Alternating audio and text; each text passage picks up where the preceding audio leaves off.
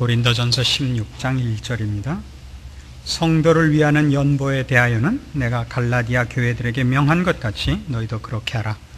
매주일 첫날에 너희 각 사람이 일을 얻은 대로 저축하여 두어서 내가 갈 때에 연보를 하지 않게 하라. 내가 이럴 때 너희의 인정한 사람에게 편지를 주어 너희의 은혜를 예루살렘으로 가지고 가게 하리니 만일 나도 가는 것이 합당하면 저희가 나와 함께 가리라. 4절 말씀까지입니다. 이제 고린도전서가 마지막 장에 이르렀습니다. 당시 예루살렘 교회가 그 많은 경제적인 곤란을 겪고 있었고 구제해야 될 대상이 많았던 것으로 성경의 기록이 전하고 있습니다. 그들을 돕기 위하여 이 고린도 교회에게도 헌금할 것을 부탁하고 있습니다. 이것은 어떤 면에서 중요하냐 하면 당시에 유대인들과 비유대인, 즉 이방인 이런 그 벽을 예수 믿는 자들에게서는 찾아볼 수 없다는 데서 상당히 놀랄만한 변화입니다. 지금 현대를 사는 우리에게 있어서는 유대인과 이방인의 차이라는 것이 얼마나 골이 깊은 구별인가가 납득이 안 가겠습니다만, 같은 식의 사고방식이 남아있는 것 중에 하나는 우리가 기독교인과 비기독교인을 나누는 것에서 그 흔적을 아직도 찾아볼 수 있습니다. 여러분이 시장에 나가셔서 물건을 사는데 한쪽은 믿는 사람이고 한쪽은 믿지 않는 사람이라면 기왕이면 믿는 사람 거를 사주겠다 이런 마음을 갖지 않으시겠습니까? 그런 것들이 그런 흔적들이죠. 그러나 성경적으로 냉정하게 얘기를 하자면 둘이 조건이 똑같을 때에 기왕이면 신자의 물건을 팔아준다 하는 것을 나무랄 필요는 없지만 싸게 파는 쪽에 가서 사십시오. 그거 아무리 비싸도 신자 거를 사준다 이것이 신앙은 아닙니다. 친절하게 굴고 싸게 파는 쪽에 가서 사시는 것이 하나님의 법칙입니다. 신앙이라는 이름으로 강제성이 요구되는 것은 없습니다. 그런 문제에 있어서는. 그래서 지금 예루살렘 교회가 고린도 교회, 갈라디아 교회, 즉 이방인들로부터 구제에 필요한 헌금을 받아들인다 하는 발상은 사실 유대인들에겐 있을 수 없는 발상입니다. 그러나 그거는 지금 사도 바울에게 있어서는 양쪽이 다 하나님 앞에서 대등하다라는 이 기독교 신앙의 뿌리를 둔 시각 때문에 가능해진 것입니다. 이것을 우리가 더 넓게 적용을 하자면 세상 사람들을 대할 때도 우리는 저 사람들은 하나님의 백성이 아니고 나는 하나님의 백성 이렇게 쉽게 갈라서지 마시고, 우리는 하나님 앞에 이미 부름을 받은 사람이라면 아직 불신자들은 영원히 불신자라기보다 하나님께서 아직 최후의 심판을 하시지 않은 한 저들도 하나님의 긍휼의 대상이요 사랑의 대상이라는 차원에서 대등한 대접, 또 마음의 어떤 우월감이나 자신에 대한 우월감이나 상대방에 대한 어떤 경멸이나 증오나 배타심이 없이 저들을 받아들일 줄 알아야 됩니다. 그래서 예를 들면 구제를 하거나 장학금을 내놓는 문제에 있어서도 상대방이 예수를 믿느냐 안 믿느냐라는 것은 구제에 있어서의 기준이 되지 않습니다. 누가 더 불쌍하냐입니다. 장학금을 내놓을 때도 누가 더 불쌍하냐지 예수를 믿느냐 안 믿느냐를 따지는 것은 성경적인 발상은 최소한 아닙니다. 그런데 사람들이 자기가 뭘 도와주거나 무슨 선심을 쓸 때 자기 좋은 대로 해놓고서는 거기다 명분을 붙이느라고 이런 신앙이라는 것을 갖다 붙이기 쉬운데 그런 오류에 빠지지 않기를 바랍니다. 그 다음에 하나 더 특기할 만한 사실은 2절에 있는 바와 같이 매주일 첫날에 너희 각 사람이 일을 얻은 대로 저축하라. 헌금을 주일날 하는 걸로 되어 있습니다. 다시 말해서 헌금은 그 자체로, 헌금하는 행위 자체로 하나의 예배 행위입니다. 오늘날 우리가 이 헌금하는 것이 11조가 강조되고 있어서 내가 번 돈의 10분의 1을 하나님께 바쳐야 된다는 이 헌금 액수에 훨씬 초점이 많이 가 있는데, 또는 감사헌금이나 지정헌금 등등으로 인해서 헌금을 많이 하는데 너무 초점이 가 있는데, 그것이 초점이 아니고 헌금은 그것 자체가 예배 행위라는 것이죠. 저희 교회는 헌금 시간에 이렇게 헌금을 걷질 않고 미리 여러분이 자발적으로 낸 것을 대표가 갖고 들어오는 식으로 하고 있습니다만, 그것이 좋은 방법은 아닙니다. 사실 예배 시간에 헌금을 그때 직접 걷는 게 좋은 방법입니다.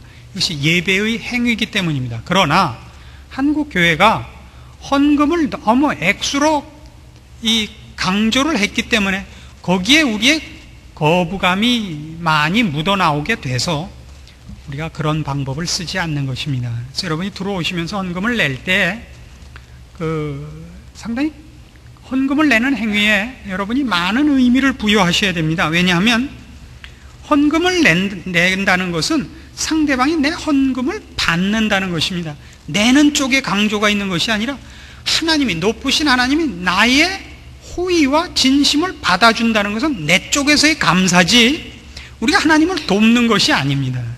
그래서 헌금 낼 때 뻣뻣하게 내면 안 됩니다. 빳빳한 돈으로 뻣뻣하게 내면 안 돼요. 하나님께서 우리를 받으신다는 표기 때문에 그건 참으로 감사한 일입니다.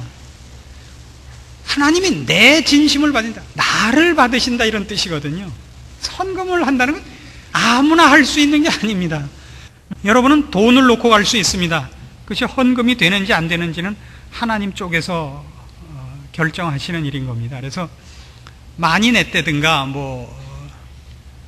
나는 띄어먹지 않았다든가 이런 걸로 너무 자만하지 마십시오. 헌금을 하는 것 자체가 얼마나 큰 복인가, 감사한 일인가, 이런 것들을 놓치지 않아야 됩니다. 그래서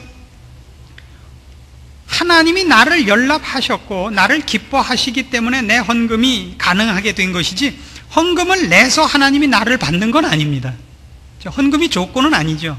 하나님이 나를 연락하셨기 때문에 우리가 헌금을 할 수 있게 된 것이지, 헌금을 많이 내서 하나님이 나를 좋게 볼까 말까다, 헌금 내는 거 보고 그냥 좋다, 이런 건 없단 말이죠. 그래서 헌금에 대한 우리의 선입관들을 많이 고쳐주셨으면 이렇게 생각을 합니다. 그다음에 이제 세 번째로 생각할 것은, 이 3절에 보시면 내가 이를 때에 너희의 인정한 사람에게 편지를 주어 너희의 은혜를 예루살렘으로 가지고 가게 하라, 이렇게 나옵니다. 그러니까 사도 바울이 이 헌금을 가지러 올 때 혼자 가져가지 않고 거기 대표자를 뽑아서 같이 가도록 하자, 이겁니다. 교회 헌금의 집행은 공정을 기해야 됩니다. 여기에 의심을 사서는 안 되고, 여기에 명확하지 않은 부분이 생기지 않도록 조심해야 됩니다. 이것으로 인하여 시험받게 해서는 안 된다는 겁니다. 그래서 교회는 재직회가 바로 이것을 맡는 데라는 걸 기억하셔야 됩니다. 교회의 정책을 결정하는 데를 당회라고 합니다. 교회의 재정을 감사하는 데가 재직회입니다.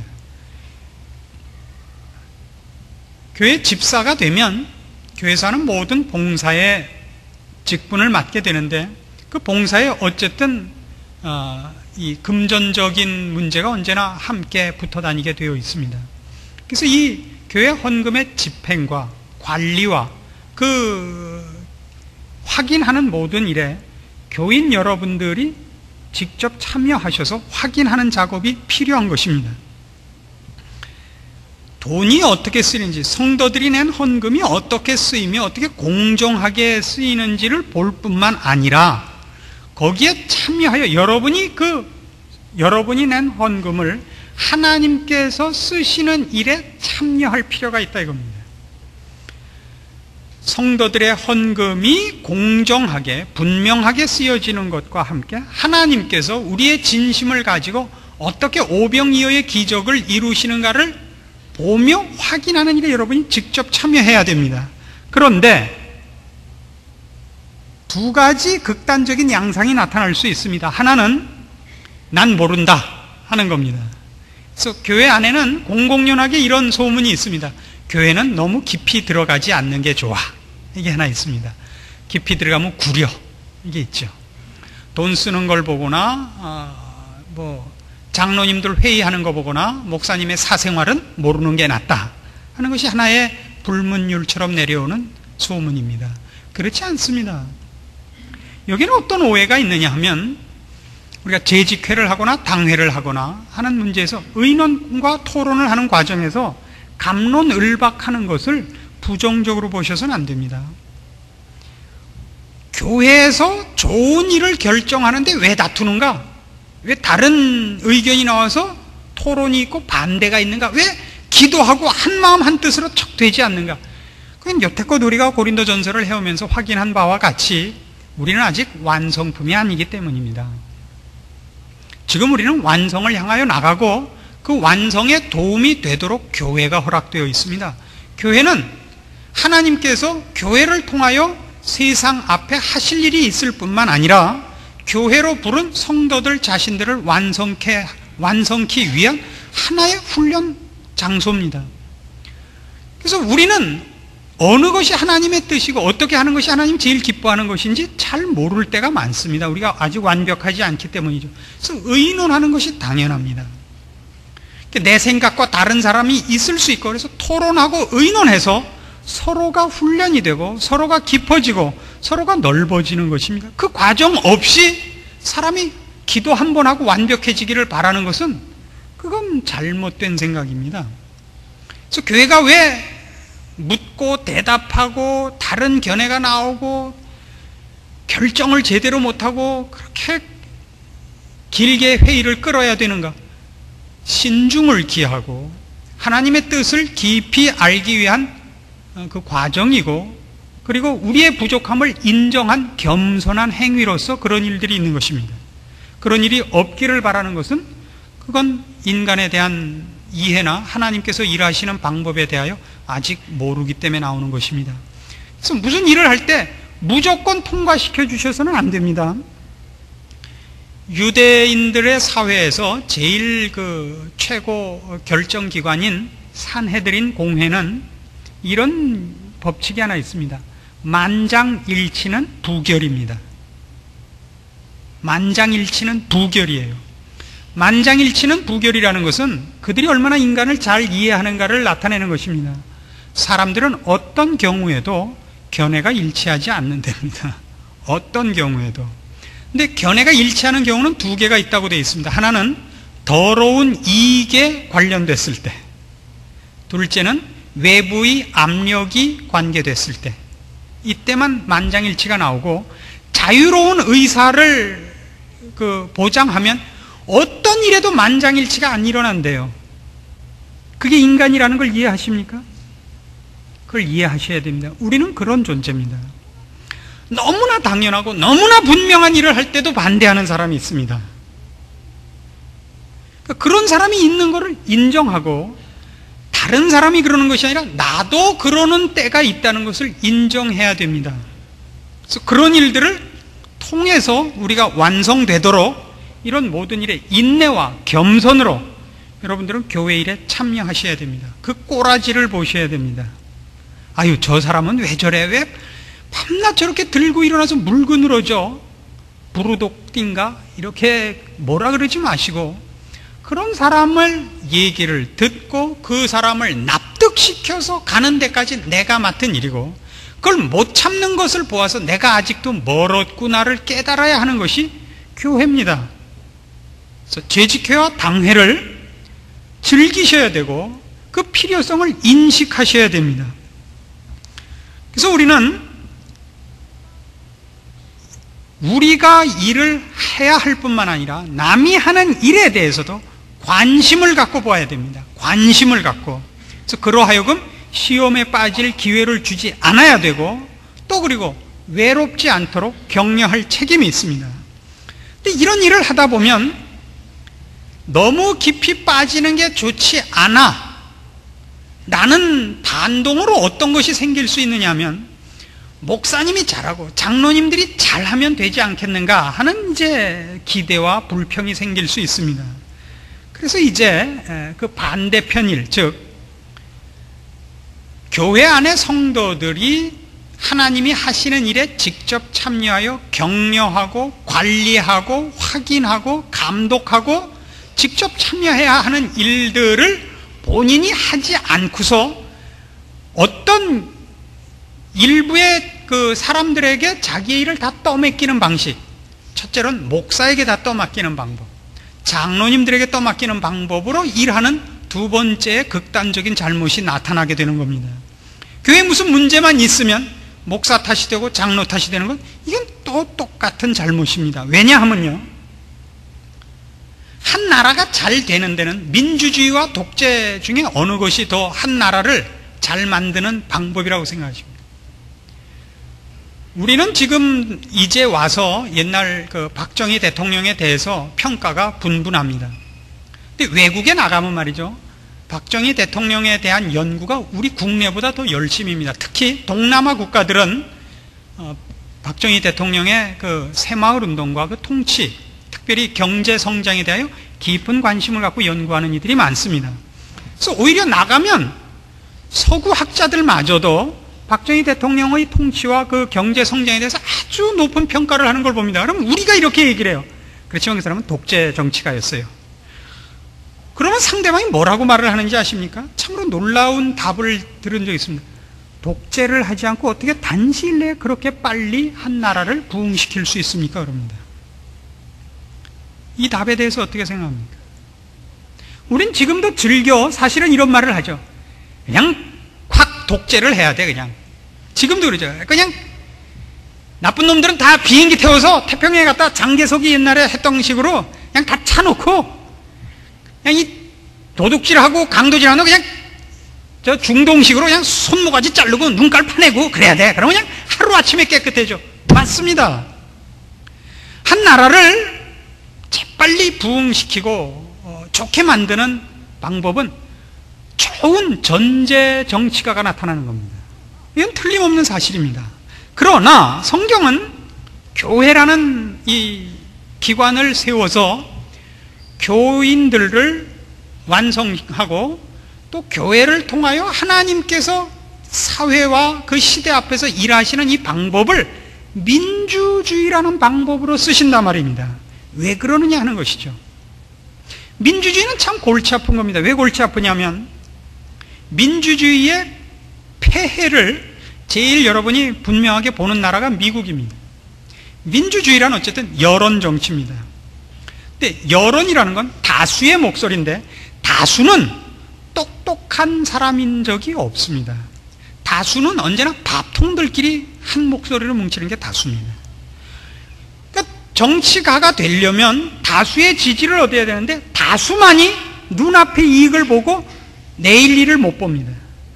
소수 엘리트만이 내일과 내년을 내다봅니다. 근데 소수도 한 표, 다수도 한 표인데 한 표가 많이 모인 데가 다수 아닙니까? 다수의 표를 얻어야 내가 원하는 권력을 잡습니다. 그래서 소수 미래를 내다보는 사람들을 입맞춰 주기보다는 다수 밥통들의 입맛을 맞춰서 내가 권력을 잡는 방법을 택해서 미국은 요 근래 한 10여 년 동안 밥통 같은 놈들이 계속 대통령이 되고 있지 않습니까? 계속 그렇죠. 우리나라 말 어차피 못 알아들을 테니까. 요 근래 좋은 대통령이 나온 적이 없는 이유가 뭐죠? 미국이 훨씬 바보들이 많아졌기 때문인데 그 바보들이 투표라는 권리 행사 하나는 알고 있는 겁니다. 그들에게 뭐라 그럽니까? 그들에게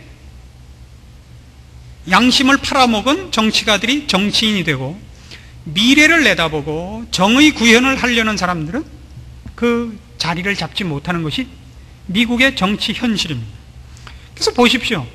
무슨 담배를 팔아먹는다든가 무슨 자기네 그 국익을 혹은 자기네 고장의 이익을 보장하는 사람을 대표로 뽑지 세계 평화, 정의, 윤리, 도덕 이런 것으로 정치가가 그 자리에 올라서는 이는 없습니다. 그래서 민주주의는 굉장히 고달픕니다. 뭘 하나 하려면 잘 되질 않습니다. 지금도 김영삼 대통령이 되어갖고 여러 가지 뭘 하려고 그러는데 이것이 옛날에 군부의 지지를 받고 독재 정치가 가능했을 때 같으면 쉽습니다. 소비자 물가 무조건 낮춰 하면 낮춰야죠 뭐. 그렇죠? 군대에서야 기차 바퀴가 세모라 그러면 세모죠. 그러나 지금은 민주주의 시대입니다. 문민정부입니다. 하고 싶지만 말 안 듣고 누구나 떠들면 뭐 중구난방이죠. 방법이 없습니다. 그럼에도 불구하고 왜 민주주의를 성경이 요구하고 있느냐? 전제 정치는 결국 뛰어난 한 사람에게 모든 국민이 자기 책임을 갖다가 미뤄버리는 것이 전제 정치이기 때문입니다. 똑똑한 한 사람 때문에 한 나라가 살기 편해지고 경제적인 안정을 얻고 사회적인 안정을 얻을 수 있습니다. 그것이 국민 모두의 수준이 높아지고 안목이 높아져서 얻어진 것이 아니라 권력을 쥔 한 사람의 공평함, 정의로움, 실력으로서 혜택을 받은 것입니다. 혜택을 받은 것과 내가 그 혜택 받을 결과를 만들어낸 것과는 개인, 국민 한 사람 한 사람에 대해서는 천냥지 차가 나는 것입니다. 민주주의는 정치가 잘못되면 그 사람을 갈아야 됩니다. 그러기 위해서는 하나하나가 이래서는 안 된다, 이래야 된다라는 의식을 가지고 남에게도 그것을 설득하고 자기가 모범을 보이고 그 여론을 환기시켜서 스스로도 그 분별과 실력을 가지며 그것을 옆 사람에게도 영향을 미쳐서 같은 뜻을 가지도록 분발해서 살아야 됩니다. 내가 나 하나만이 아니라 내 옆 사람과 또 옆에 사람, 모든 투표권을 가진 모든 사람들을 계도하고 같은 목적에 도달케 하기 위하여 내가 책임을 져야 되는 겁니다. 정치가 권력가가 힘을 쓰는 것 이상으로 시민 하나하나가 애를 써야 돼요. 여기에 민주주의의 강점이 있고 하나님께서 이 방법을 우리에게 허락하신 이유가 있는 것입니다. 그러니까 교회가 정치 얘기하는 거 아니에요. 지금 교회 얘기하는 거예요. 교회가 무슨 일이 안 돼요? 우리 목사님은 왜 설교도 못하고 왜 눈도 크고 이렇게 욕하지 마시고 그럼 교인들이 열심히 모여갖고 서로 성경 말씀은 이렇고 이게 맞았는데 오늘 우리 목사님은 자꾸 돈 내라고만 그러니 어쩌면 좋아. 이렇게 하면 안 돼. 목사님이 그런 쓸데없는 데서 뭐 아멘 안 하시오? 믿습니까? 이러면 다 눈 똑바로 뜨고 목사님 그러시면 안 되죠. 이런 표정을 싹 지어주고 그래갖고 목사도 야, 이 교회에서 이거 목사질 해먹으려면 나도 연구해야겠다. 이렇게 만들어야죠. 교회 목사 책임이에요. 교인 책임이죠. 목사가 나 이번에 무슨 일이 있는데 얼마 써야겠수다. 돈 빼시오. 목사님 성도 헌금을 그렇게 쓰셔서는 안 되는 걸로 알고 있습니다. 우리 재직회 합시다. 그 재직회에서 누가 아이 목사님이 그러시는데 그냥 하도록 합시다. 아니 어떻게 목사님 하는 대로 해요? 하나님 하시는 대로 해야죠. 이렇게 이쁘게 얘기들을 하셔야죠. 그래서 교회를 여러분이 아유 목사하고 싸워서 뭐야 그냥 하고 싶은 대로 하라 그래. 아유 난 딴 교회 갈래. 이러면 나쁜 살람이라 이거예요. 알아들으신다? 이게 교회예요. 이게 교회. 민주주의는 교회에서 나온 겁니다. 기독교 신앙에서 나온 거예요. 우리는 이 일을 하지 않습니다. 그래서 잘 보세요. 독재 정치를 하면 제일 큰 피해가 뭔지 아십니까? 독재 정권이 들어서면 건전한 야당이 없어진다는 겁니다. 건전한 야당이 없어진다는 건 무슨 뜻이냐 하면 수권 능력을 가진 다음에 내가 정권을 잡게 되면 어떻게 통치를 하리라 이런 준비를 하고 있는 것이 아니라 뺏을 방법이 없으니까 비난하는 것만 남고 한만 품고 있는 쪽이 야당이 돼요. 야당 쪽에서 정권 인수를 위한 준비를 적극적으로 하고 있는 것이 아니라 빈정거리기만 한단 말이에요. 반대를 위한 반대, 결사 반대, 무조건 반대. 이건 안 돼요. 이게 건전한 비판과 분별, 책임 이런 것들을 성숙시키지도 않고 만들어내지도 않게 된단 말입니다. 이게 독재 정치의 무서움이에요. 그래서 교회도 목사가 가진 가장 큰 독재권이 있다면 독재권이라고 할 것도 없어요. 성경 말씀을 풀어서 가르치는 자격을 갖고 있다는 것일 거예요. 이걸로 목사가 이렇게 잘못 쓸 수 있죠. 자기 편하게 견강부회해서 성경을 가지고 자기 좋아하는 얘기를 하는, 이건 하나님 앞에 천벌 받을 일이니까 그렇게 해먹는 건 내비두세요. 그러나 그 얘기 듣고 아멘 한 건 여러분 책임이란 말이에요. 그 얘기 듣고 난 싸우기 싫어하고 회피해버린 건 이건 신자들 책임이란 말이죠. 그건 안 된단 말입니다. 그건 옛날에 이 땅에서 살다가 힘들어지니까 미국으로 도망간 사람들인 거예요. 그거는 도망가면 안 되는 것입니다. 비난과 회피, 이런 비겁함을 낳게 되는 것입니다. 그래서 성도들이 목사님 하고 있는 것이 다가 아니라고요.